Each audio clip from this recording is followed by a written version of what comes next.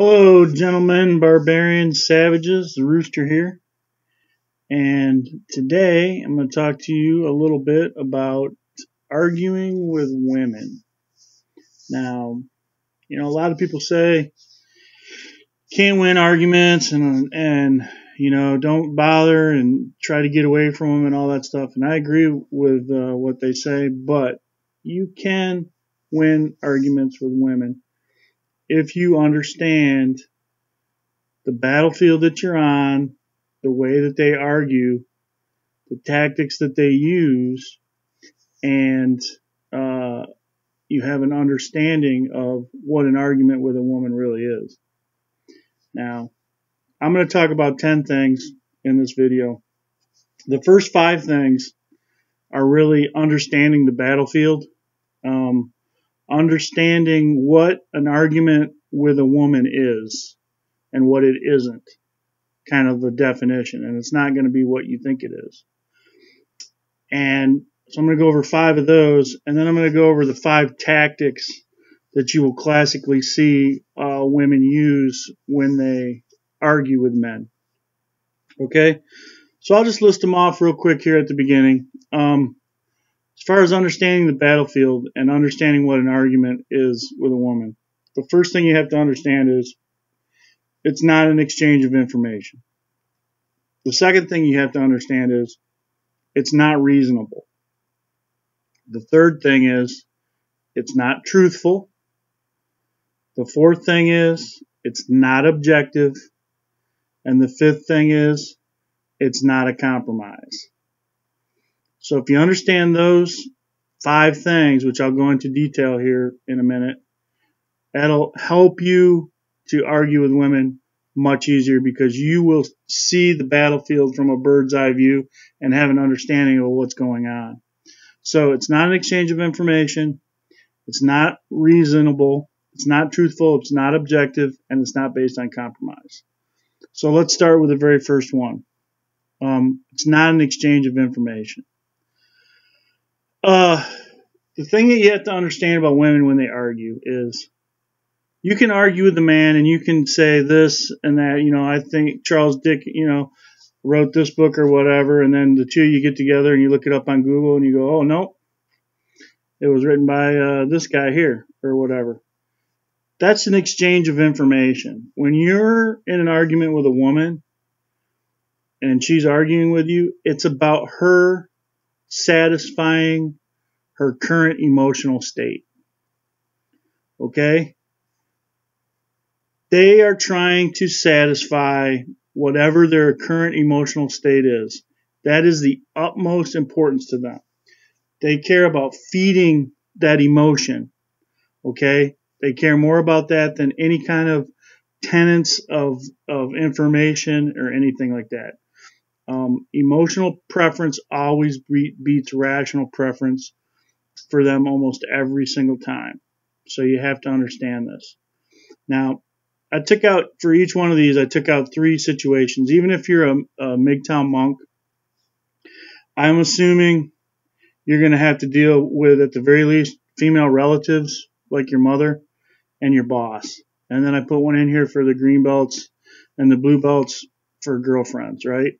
So I'm going to go through on each one of these 5 categories, and we'll do a mother interaction, a girlfriend interaction, and a boss interaction, so you can understand exactly what I'm talking about. So not an exchange of information, only satisfying their current emotional state. If you're dealing with your mother, it might be something like this. I sold the stuff in your storage lot and I didn't tell you. Okay? That's the information that's getting exchanged. What the fuck? Why the hell would you do that? That's just the stupidest freaking thing I can imagine you doing. What she's really saying is she's mad at you about something. Her emotional state is that she's mad. Okay? You're concentrating on how you got the shit in your storage lot sold off and she didn't tell you about it. She did it behind your back. That's the information that you're focusing on. But you got to focus on the reason that she did it. She might have been mad because you didn't show up for Thanksgiving dinner last year. Or you didn't mow the lawn when you said you were going to do it or something like that. You didn't come over and have coffee with her. But the point is, she's mad. It's her emotional state. She's satisfying her emotional state, and she's trying to get you to be mad. So she sold off your stuff in your storage locker. Okay, that's dealing with your mother. So let's do the girlfriend thing. She either went through your wallet or your browser history or your cell phone, right? Looking for stuff while you were asleep. Same thing. Your immediate response to that is, what the fuck are you doing going through my personal shit? And the message that she's sending you is she's jealous, she's envious, or she's hurt. Okay? She is trying to satisfy her current emotional state, and she's trying to figure out via these illegal and unethical ways to figure out why you're acting a certain way. And she thinks immediately she's going to go to you're cheating on her or you're hiding something from her, and that hurts her. So she's going to try to make you mad, and she's going to do stuff that's going to make you mad. So she goes through your wallet while you're asleep. She goes through your browser history while you're asleep. She goes through your cell phone while you're in the bathroom, right? We all know these stories, right? Women do this stuff all the freaking time, right? But what is the real reason behind what they're doing it? Because they're hurt or they're jealous, right? She's satisfying her current emotional state. Doesn't have anything actually to do with going through your cell phone. She just wants to do that to satisfy herself. Okay? Let's talk about the same thing with your boss. Okay? I've been going through your emails at work, your personal emails at work. What the hell? Why in the world would you think that you can go through my personal Yahoo account instead of my whatever fillinthebusiness.com account, which I use for business emails? Well, she heard that you were talking about her. She heard you were trying to get her job. She heard that, you were undercutting her authority or something at work, and she wanted to find out what's going on. So she does something that's completely illegal. But she is trying to satisfy her current emotional state, whatever it is, her insecurity for her job, her insecurity that you might be better than her at her job, or whatever. Now, so those are the three aspects where, as a minimum, you'll probably encounter, even as a MGTOW, mother, your girlfriend, your boss. Now, here's the counter. This is important because, remember, I'm all about applied technology. I'm all about solutions. And, there's some theory in here, but this is the plumbing of it. How do you counter this is not an exchange of information? Okay. You use the Mr. Spock technique, right? And you just say, that's interesting. That's interesting. You stay calm and you show absolutely no emotion. With your mother, she sells your stuff. You're like, that's interesting. You don't show any emotion. You don't allow her to spin you up. Went through your wallet while you were asleep or whatever. That's interesting. Or I went through, whatever, your bank account statements. That's interesting. Don't get mad. You don't get spun up. You don't do anything. They have no recourse to go from there because you have the high ground.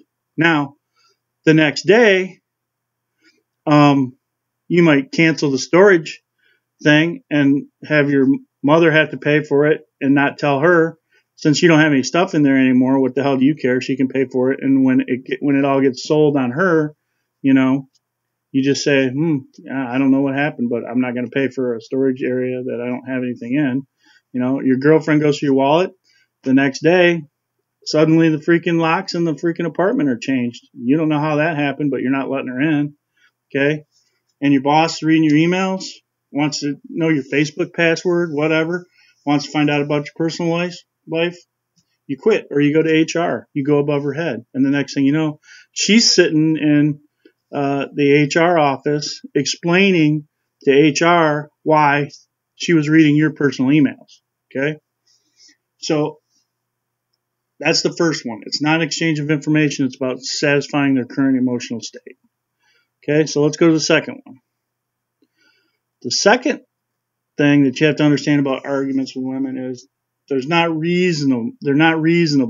Okay, she's not going to use reason.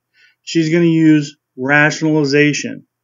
She's going to use her solipsistic mind, her reality that follows her around in a little box that goes out about 2 feet from her body, right? Where this is her reality. And the real world doesn't come into this reality because of solipsism. And anything that comes through has to go through this rationalization barrier, right? I'll give you some examples of this, the same thing. Responses that you're going to hear that are solipsistic or rationalized. Your mother will say to you, I raised you so I can do what I want. Okay? I'm not sure what raising me has to do with selling off my shit in my storage locker, but you can't do that because it's against the law. And just because you're my mother and you raised me doesn't mean that you can do what you want. But in their little reality, they can do what they want because they're not reasonable. Okay? Your girlfriend, same thing. I live here. I can do what I want. No, I'm pretty sure that you can't go through my personal shit just because you live here. And, you can be off the lease by tomorrow. But again, not reasonable. Using rationalization. Anything that they can do to rationalize what they did to make it seem right. And it does seem right to them. They convince themselves that they're doing the right thing, even though they may be on the lowest moral standing that there is. And your boss, pretty simple. I'm the boss. I can do what I want. No, that's not true. But they will rationalize it and rationalize it and rationalize it, okay? So part 2, not reasonable. Using solipsism to rationalize their arguments. Now, what is the counter? The counter to all of these things is hypocrisy, okay? Don't do as I do, do as I say. And you just demonstrate them. Well, what if I did that to you? What if I did that to you? What if I did that to you? What if I went through your purse at 4 o'clock in the morning? What if I was your boss? Could I go through your personal emails? Even though I'm not your boss, I think that you should give me your Facebook. Oh no, they're not going to do that. Okay. What if I was your father or if I was your mother? Do you think that would give me the right to do that to you? No. So the counter to anything that's not reasonable or anything that's rationalized is always hypocrisy. Show them to be a hypocrite. These are actual usable things. When you identify this thing, use this counter to counteract the argument. And the counter for number 2 is hypocrisy. Show them to be a hypocrite. There's no way that they can get around it. Okay? Okay, let's go to the third one. The third thing that women do is, or the third thing that you would think would be in an argument that really isn't an argument with women, is the truth. I mean, isn't that really the point? Aristotle and Socrates and all these guys, they argued amongst each other to get to the truth, right? Not with women. The thing that you have to understand about women is the truth does not freaking matter. Okay? It's about being right. It's about manipulation. It's about the relationship control. All of those 3 things over the truth. Okay? Being right, whether it's truthful or not, manipulating you, and controlling the relationship. Always being the dominant person in the relationship. Okay? So, how does this come about from an applied standpoint? Let's go to the mother. Okay? She might say something like, I sold it for you. You should be happy. Now your mother has money now. Well, wait a minute. Wait a minute. Why should I be happy that you sold my shit? Okay? and took the money now? No. You're trying to manipulate me. You're trying to control the relationship, okay? And it's about being right. You should be happy because I got what I wanted. Okay? That is relationship control and manipulation. Don't allow it, okay? Your girlfriend might say something like, you shouldn't have left your password out, or you shouldn't have left your wallet out, or you shouldn't have stayed signed in, or whatever. Okay? I'm keeping you honest. That's manipulation. That's relationship control. That's about being right. Okay? And she can use the you should be happy. You should be happy that I didn't find anything in your browser history. You know, except for Asian freaking porn or whatever. You know, whatever your thing is. Double dildo Asian porn, right? That's fine. You know, I'm keeping you honest. That's manipulation. If she doesn't find anything, that's great. She's happy, so she's on the high ground. No. And if she does find something, then she has a reason to chew your ass out, right? Okay? Your boss. I need your password. Corporate said that I can review personal emails. I'm on your side. Right? I need your password. Corporate said I can review your personal emails. Oh, corporate said that, huh? So, it's the same thing.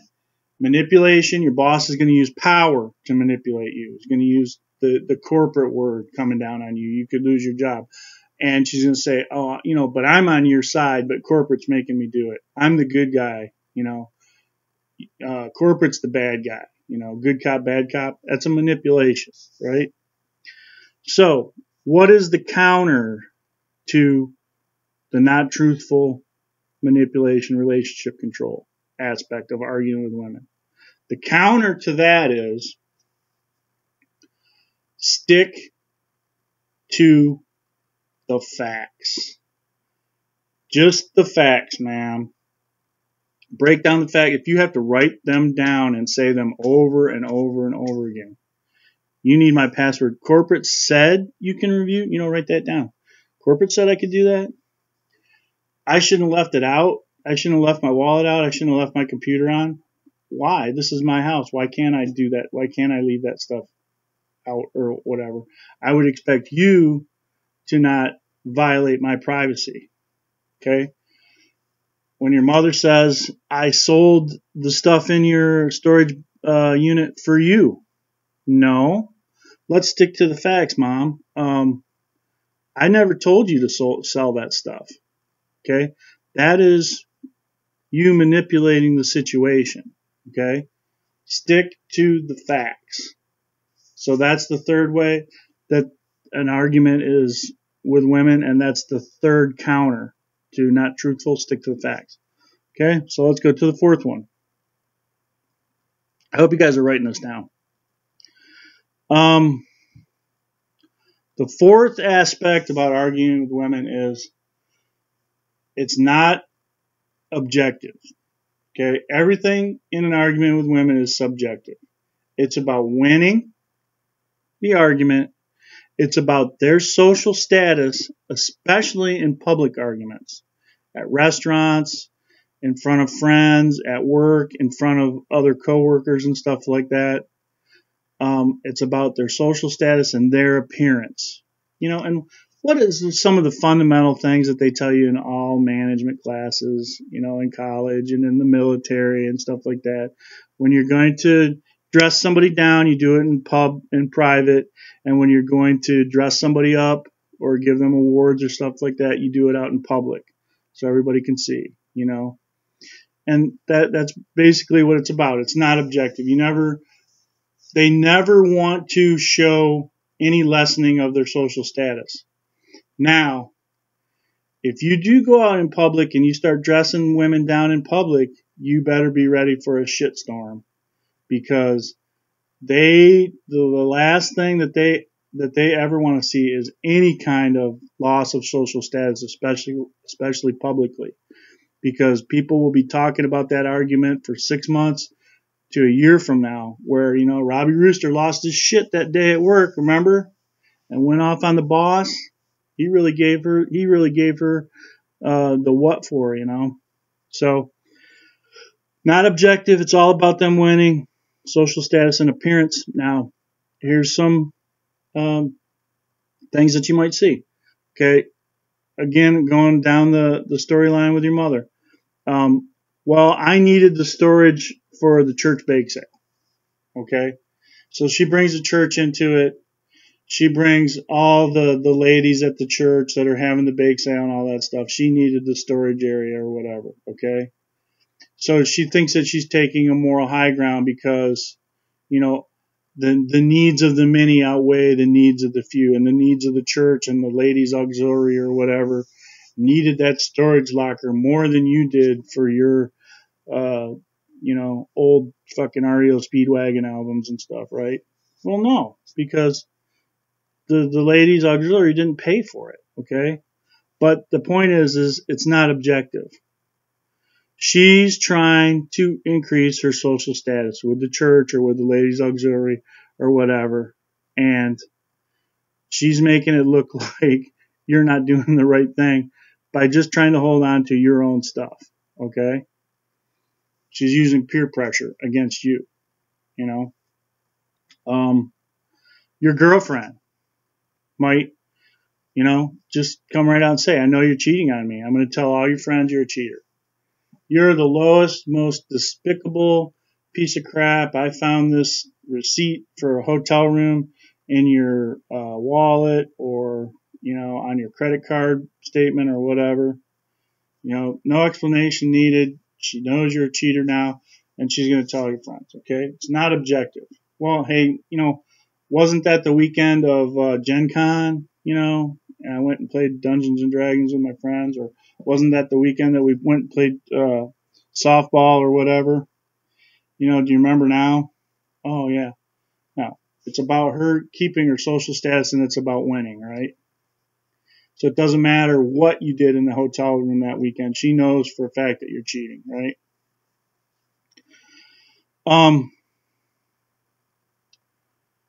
With your boss, I've been reading your emails or whatever, your personal emails. I see that you're very unprofessional in your private correspondence.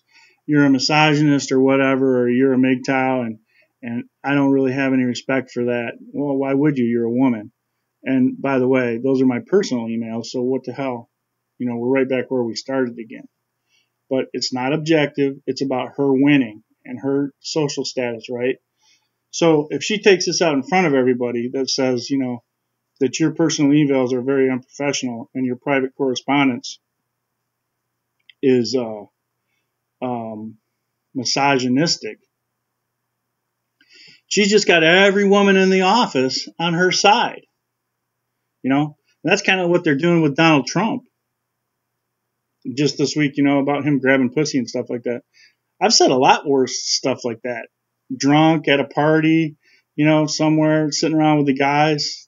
I've said a million times worse things than that.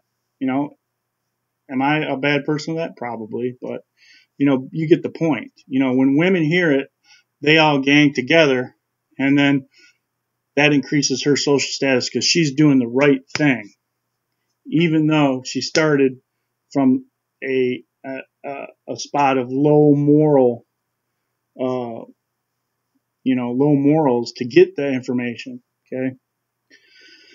Then she's on the thing and she says, you better do what I say, or she'll go to HR.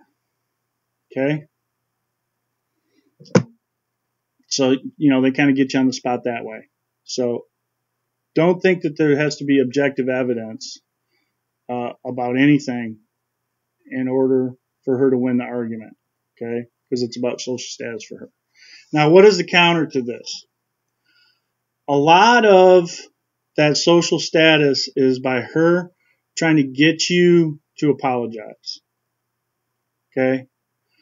Trying to get you to apologize for something that you didn't do, or to try to get you to apologize for something that has a bad appearance, but maybe you still didn't do, right? Oh, I should apologize to the ladies from the church for not giving up my storage to them, right? No. Okay. I should walk around with my head hung low the next social party I go to with all my friends because now all my friends know I'm a cheater. No. Never apologize. You can do damage control, but you never apologize. You make her apologize. And you can see all these psychology today and all of these fair fighting and fair argument things and all of this bullshit, this gynocentric bullshit in all these magazines. They'll tell you that you should apologize. My personal view and my personal understanding of the way women work is you don't ever freaking apologize. You never say you're freaking sorry. Ever. You can say, I was wrong. I was misinformed. I misspoke. But you never say you're sorry, especially if you're not sorry, or especially if you feel that you didn't do anything wrong. Never apologize. Follow it around. Do damage control. Get your friends on your side. Get all of the freaking ladies from the auxiliary on your side. If you have to go around to each person and tell them what your mother did to you, if you have to go around and tell all your friends what your girlfriend did to you, if you have to go around to each woman in the office and tell them that your boss got that information by going through your personal emails, not your work emails, then you make her apologize. Okay? Never apologize. Do damage control and then make her apologize if you can. You probably can't. Okay, last one. Section 5. Arguments with women are never about compromise. It's about getting their way. Okay? They're not looking to compromise. They're not there to meet you halfway. Okay? You're not going to get your stuff back. Okay? You're not going to become an uncheater once you've become a cheater. You understand? There's no going back. Okay? You're not going to become an unmisogynist once everybody in the office thinks you're a misogynist. Okay? There's no going back from it. So there is no compromise. It's about them getting their way. Now, let's go through the thread of this with your mother, your girlfriend, or your boss. Okay? Your mother might say something like, hey, you know, what's done is done. I can't spend the time sorting through both of our stuff. So I sold yours off. Okay? It's not about compromise. It's not about, she could have sold half of hers off and half of yours off, and then the church could have used it for the bake sale or whatever. No. It's not about that. It's about getting her way. She's not going to sell off half of her stuff to make space. She's going to sell off all of your stuff. Okay? Your girlfriend.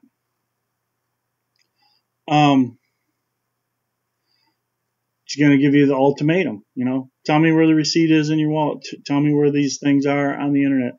Tell me where you're hiding the money from your bank account, from your paycheck or whatever. Or we're done.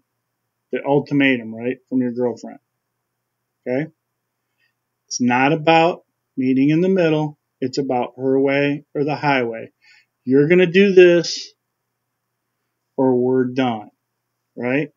Your boss. You need to stop this personal thing or you're going to get fired.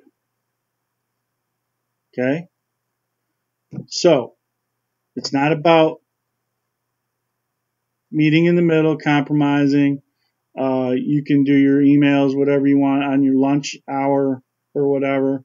Don't do it during company time. No, there's no meeting in the middle. It's like you're going to stop doing this personal thing or you're going to get fired. You can't fire me for something that I do that's in my private life. You can't do it. I don't care if I'm a Satanist and a swinger, polygamist, you know, with 5 wives. That's in my personal life. It has nothing to do with work. I can do whatever the fuck I want to do. Right? No. Not in arguments with women, right? So what is the counter to the no compromise? The counter to the no compromise is what's called passive noncompliance. Okay? Passive noncompliance is a very useful tool because it puts the ball back in their court. It's kind of like taking the ball and just slowly rolling it back into their court without them knowing that the ball is rolling back into their court. Passive noncompliance can also be, it's a game I called nod, agree, and then do whatever the fuck you want to do. Okay? When you're sitting there and you're going, yeah, okay, yeah, yep, oh, you're right. And then as soon as you're out of there, you're going to go do whatever the fuck you want to do. Right? And you just kind of rolling the ball back to them because you know your boss can't make you stop doing this thing. Okay? Your girlfriend can't make you give you receipts. And if she leaves, and it's an ultimatum and she leaves, good, because you don't want her around anyways. And, you know, if your mother doesn't want to sort through the stuff and she sells your stuff off, like I said, just pass it on. Okay, whatever. Yep, sell it off, do whatever, and then sell her shit off. Okay? Nod, agree, and then do whatever the fuck you want to do. Right? Okay. So, those are the 5 things and those are the 5 counters. Right? And I gave you 3 examples on each one. Now, let's talk about the 5 tactics that women use in arguments. And these are going to be very, very familiar to you. And I've talked about the first one. The first one is the waterworks, right? The waterworks is when they start crying, okay? They use crying to bend men to their will, okay? By the time a little boy is about 6 or 7 years old, he's had crying socialized out of himself. Okay? So he doesn't really understand it. He understands it as pain. I fell down, I broke my leg, I cried. Right? So when you see a woman crying, you think she's in pain. Because that's about the limits of your socialization. Because by the time you're 6 or 7, as a man, you were probably told not to cry. Okay? But what you don't understand about women is women will cry over Hallmark movies, bunny rabbits, cute little deer, fairy dust and glitter, whatever. They don't cry over pain. They just cry over any kind of emotional outlet. Okay? So when you see this, try to control within yourself to be the white knight and to go to her side and to comfort her. Remember, you're in an argument. Go for the jugular. Why don't you stop crying, you little fucking bitch, you stupid little cunt? And that'll make her cry even more. Oh, you're hurting me. Yeah, you hurt me. Good. You were crying already. Okay? So you know, everybody knows how the waterworks works. Okay? But the biggest thing about the waterworks is just don't get pulled in and then let her become a victim for no reason. You know, the fight hasn't even started yet, right? She just walked into the octagon and she started crying and you're supposed to go over and comfort her. And then while you're over there comforting her, damn, she sticks you in the freaking heart with a freaking dagger and wins, right? Okay, so let's talk about the second tactic. And I call it the feminist. And you see this more and more and more and more and more often. Okay? When they are on their heels and they are backing up and they have nothing left, they have no rebuttals to any of your retorts. They have no logic to stand on. They have nothing. They're just backed into the corner. You will invariably hear women say this. You're just treating me like this because I'm a woman. If I was a man, you wouldn't treat me like this. That's, when you hear that, you know you've just heard the feminist. That's the tactic, right? oh my God, she's a woman, therefore she's a victim. You're persecuting her. Okay? The problem with the feminist is there's no retort to it other than I would treat you just like I treat a man. I'm treating you just like I treat a man. We're equals. And I say this all the time. We're equals, sweetie. Right? But there really is no retort to that without sounding like a total misogynist. Okay?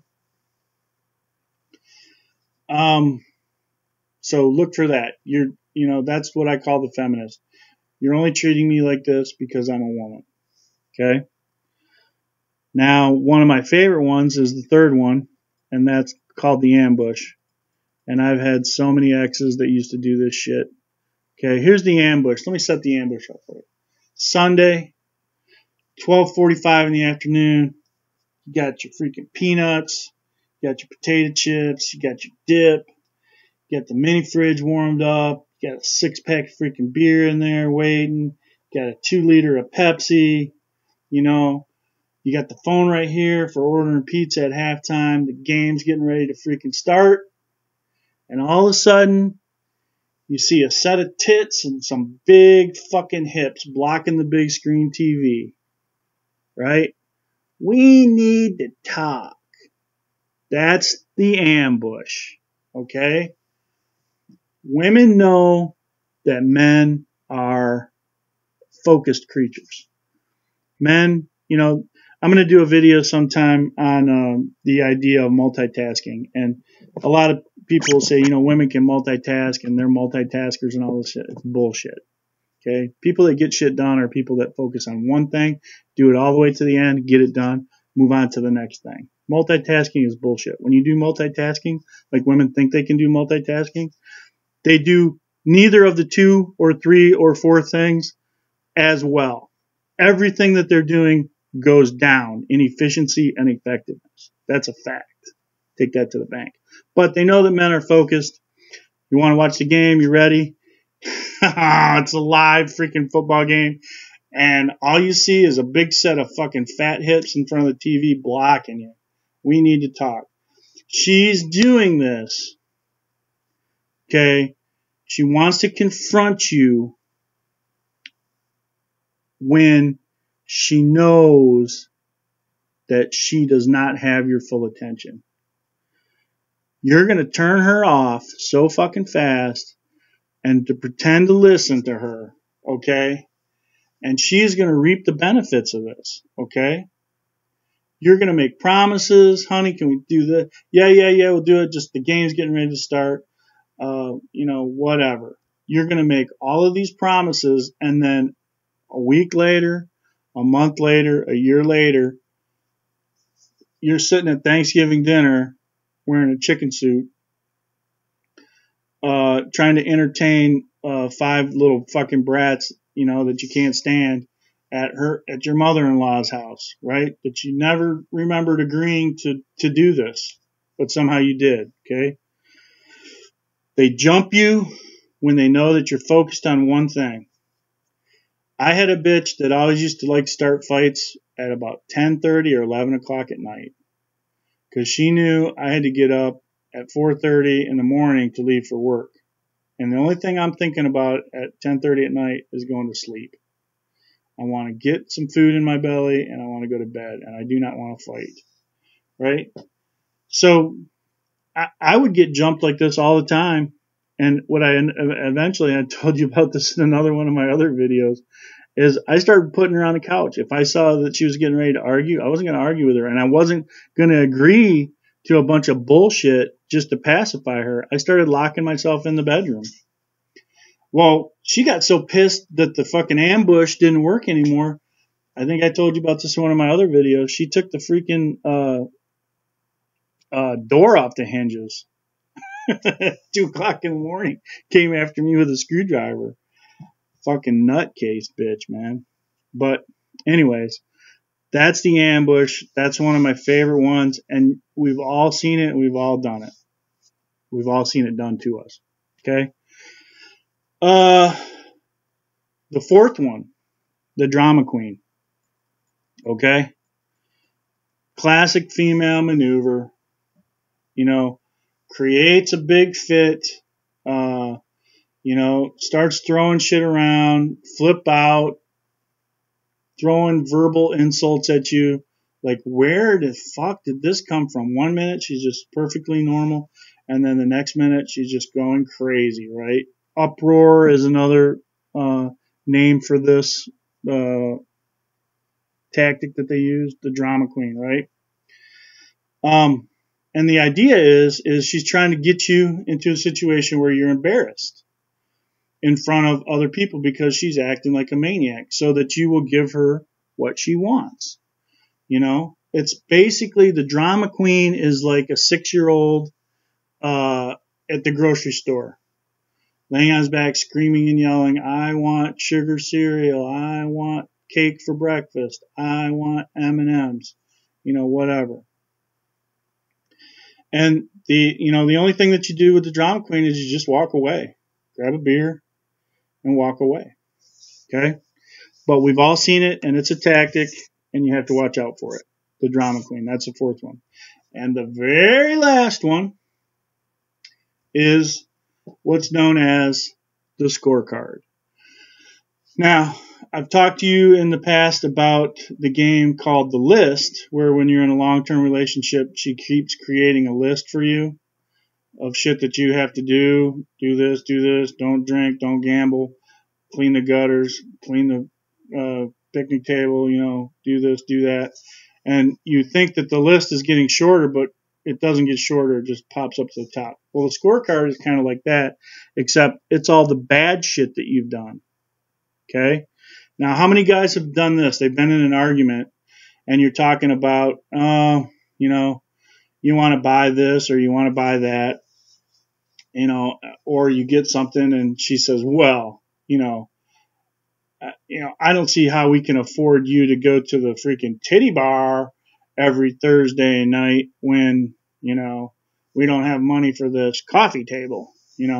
She brings up shit from the past that you may have apologized for or may have been years and years and years ago, but it's in her little brain, right? The female court of law.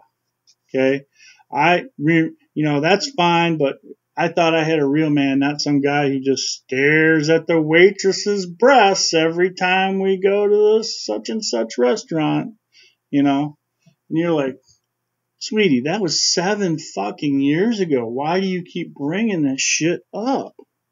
And the point of the matter is she's trying to get you in a position where you feel like you're wrong. Okay?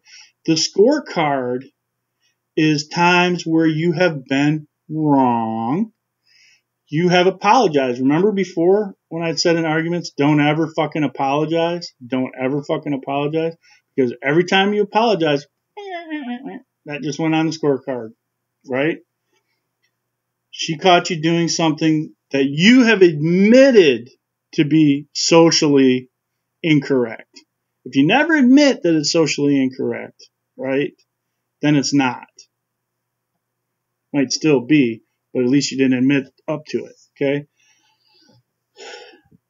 She's going to use this to get what she wants. She's going to use this to get you upset. She's going to use this to put you in a situation where you have been wrong before, so you feel like you could be wrong again, okay? I'm going to tell you a story about the scorecard. My wife, long time ago, remember, I got divorced over 30 years ago. I've been a single MGTOW guy for over 30 years. I got divorced when I was 22 years old. So this is a long time ago, but I remember I was first in the Navy with my high school sweetheart. We didn't have much money. And I saw this coffee table that I really liked. So I bought it. And she bitched and complained and tried to use the scorecard and the drama queen thing in the middle of the furniture store and did all of this stuff to me, right? And I still bought it. Well, the next day I come back home and the coffee table's gone. She's like, yeah, well, I just took it back. I said, what the fuck gives you the right to take the coffee? Well, I live here too and blah, blah, blah, blah, blah. All the stuff that we were saying before. Even after a 10-hour day, got in the car, drove back to the furniture store, bought it again, brought it back home, put it in the middle of the living room, looked right at her. Okay, bitch, your fucking move. Okay? A couple days later, come home, coffee table's gone again. And she's like pleading, nope, don't care. 12-hour workday, didn't give a fuck. What, 45 minutes till it closes, went back, bought it again. By now, the people at the store realize what's going on. And I'm like, look, this isn't gonna end in her favor. Okay? It went back and forth like this, I'd say, probably for a good month. And I bought and returned, she returned, and I bought that freaking coffee table about 10 times. But I want you guys to hear something. You hear that?